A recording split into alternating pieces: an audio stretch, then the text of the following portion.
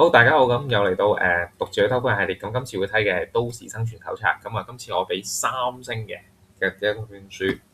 咁呢本書嘅基礎資料就會係佢係一個編輯部去到發展嘅啦，咁佢2021年，咁所以其實都有一啲部分都幾新下，例如佢有講到COVID-19嘅相關嘅資料嘅。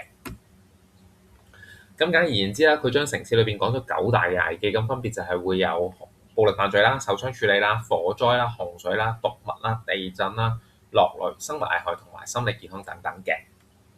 咁我就唔一一去詳細去到討論啦。咁但係反而我想攞裏面嘅重點就係，譬如第一步佢講得好好嘅就係其實最緊要有一個心理建設啦。咁我哋知得到，即係如果啦當時可能係一個城市，可能係一個崩壞狀態嘅時候，我哋要記得要相信我自己感受緊嗰個嘅氣息，即係附近有人望住你，其實你 feel 得到嘅。咁另外你都要相信你嘅五覺感覺啦，即係聞嘢啦、睇嘢啦、聽嘢啦等等。咁為咗即係主要係自保同埋生存啦，咁所以其中一個好重要嘅就係有盾牌啦。咁我自己平時成日都帶書包，咁其實書包就係一個好嘅盾牌。咁但係記得即係有盾牌嘅時候，唔好淨係防禦，個盾牌其實都應該要幫你去到攻擊嘅。咁另外亦都同你嗰個嘅危險要保持一個距離。咁其實有呢啲咁嘅基礎心理建設嘅話咧，其實你就已經係可以避免咗喺一個比較危險嘅地方㗎啦。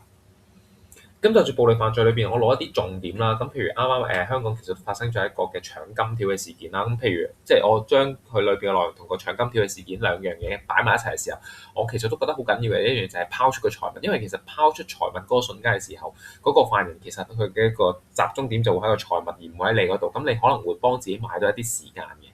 咁有陣時可能即係香港雖然真係冇啦，咁即係如果有啲強佬上車，有陣時睇劇集都係啦。咁有陣時即係見到啲男主角就好有型咁衝外就同人哋打過㗎啦嘛。咁但係其實佢都會話，其實你又唔肯定人哋有冇武器，又唔肯定架車上面仲有冇其他人。其實應該最好嘅方法應該係記低車牌嘅。咁有陣時可能即係遇到路上有爭執啦，有陣時香港啲短片都有陣時講到一啲路上爭執啦。咁本書裏邊嘅睇法啦，佢就會係講幫女就唔幫男嘅。咁點解咧？咁即係其實佢就講到男性應該係有義務去保護自己嘅。咁呢一樣嘢我都留翻俾即係讀者們自己去決定啦。咁即係大家可能即係會話啊，咁樣可能係性別定型喎。咁呢啲我就唔討論啦。咁譬如好多時候佢會被包圍啦，被包圍最基本嘅就好似呢一張圖咁樣咧，其實就要將啲對手集中喺你視線嘅前邊，唔好真係俾人哋喺你背脊嗰度，因為當一嚟完全圍住咗你嘅話咧，其實你就真係會好困難嘅。咁但係如果將對手就算可能比較人多，全部都集中喺你前邊嘅話，其實相對嚟講你可以逃生或者生存嘅機會咧會大大提升嘅。咁中間又講到火災同水災啦，咁其實香港都啱啱經歷咗一次火災啦，咁水災香港其實都啱啱喺暴雨底下都會有少許嘅。咁其實我會覺得最難嘅都係留低定係移動呢一個兩難問題啦。咁其實佢就好靠緊個現場智慧。不過本書裏邊都有講到嘅，其實一般嚟講啦，火災就應該向下行係上策，地震同水災咧就向上行係上策嚟嘅。咁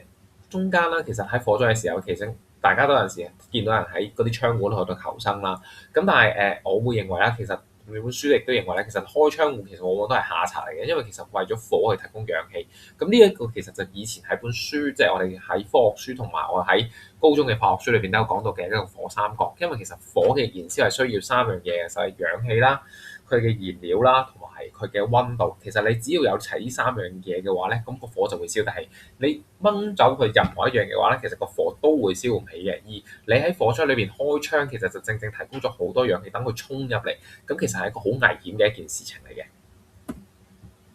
咁對生物危害，其實本身書裏邊咧就分開咗2部分嘅，就係傳染病同埋野生動物。咁但係野外動物同埋佢哋傳染病，我就將佢夾埋一齊，即係簡單啲啦。咁我比較中意咧，其實佢就係中間講到唔同嘅傳染病嘅，佢講嘅知識都好啱。而同學們如果係有讀開高中嘅生物科嘅話，都值得睇嘅。我喜歡嘅係佢中間分別開感冒同埋流感，其實兩者都係病毒。咁但係有陣時我哋會講小感冒係啱嘅，因為感冒相對上嚟講好多時候都係比較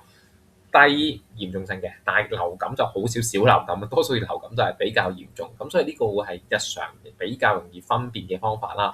咁就住因為本書本質上邊係日本啦，咁所以佢係有熊嘅。咁當然其實香港冇熊啦，咁但係其實香港都會有好多唔同嘅情況。咁但係香港人亦都好中意去日本噶嘛，咁去日本即係要應對熊啦。咁我好喜歡佢中間有一段，其實就講唔同嘅格鬥術師或者甚至乎獵人點樣去對付熊啦，好搞笑嘅。我覺得嗰一段，因為其實正常人係唔會嘗試去諗點樣去對付啦。咁咁但係我個人覺得都係攞佢綜合嘅思想都係，即係我哋呢啲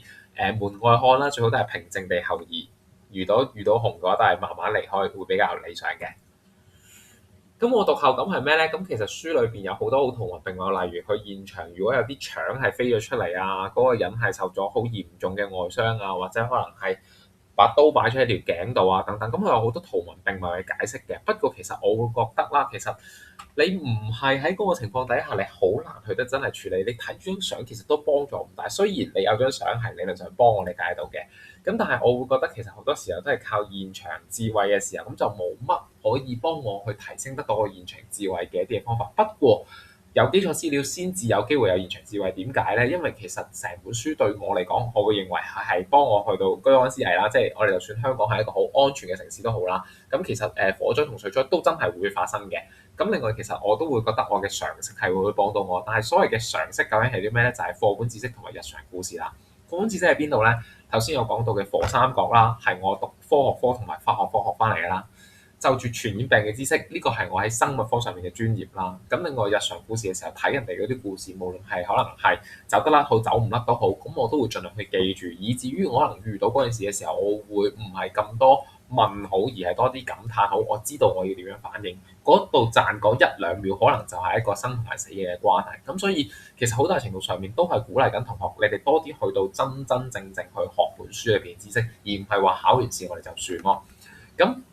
所以我哋都唔好一本天書睇到老啦，即係我哋都要係就住翻現場情況，即係火災大見到火喺下邊燒上嚟嘅時候，你咪仲要向下行咧？係咪先？即係你見到個水已經淹到好高啦，咁但係其實係咪我哋仲要去到高處咧？等等，甚至乎已經移動緊你嗰個嘅建築物咁。等等唔同嘅情況都好啦，我會認為係好多時候都要靠翻現場嘅嗰個資訊，你喺嗰個好短時間裏邊去到做決定。咁所以呢方面嚟講，本書係真係未能夠提供到太多實在嘅知識嘅。咁但係佢作為一個基礎上面俾到一個基本嘅知識你嚟講咧，我認為係好好。咁所以